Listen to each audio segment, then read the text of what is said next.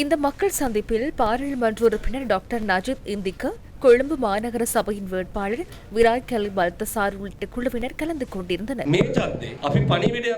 இந்த நேரத்தில் நாம் ஒரு விடயத்தை கூறுகிறோம். அதாவது முதலாவது தேர்தலிலும் இரண்டாவது தேர்தலிலும் வழங்கியதை போன்று மூன்றாவது தேர்தலிலும் வழங்குவோம். அப்போது எவராலும் காலை வார முடியாது. பணத்தை செலவழித்து ஊடகங்களில் காண்பிக்கும் விடயத்தை செய்ய இயலாது.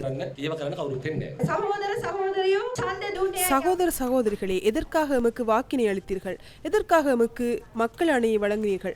159 பேரை ஏன் பாராளுமன்றத்துக்கு அனுப்பியுள்ளீர்கள்? அனுர சகோதரரை ஏன் பாராளுமன்றத்துக்கு அனுப்பியுள்ளீர்கள்? உண்மையில் நாட்டில் மாற்றத்தை ஏற்படுத்துவதற்காகவே அனுப்பியுள்ளீர்கள். அந்த மாற்றத்தை தேசிய அளவில் மாத்திரமல்லாமல் அடிமட்டத்திலிருந்து ஏற்படுத்த வேண்டும். அவ்வாறாயின் எமக்கு அந்த அதிகாரம் எங்கு இருக்க வேண்டும்? அடிமட்டத்தில் இருக்க வேண்டும், நகர சபையில் இருக்க வேண்டும்.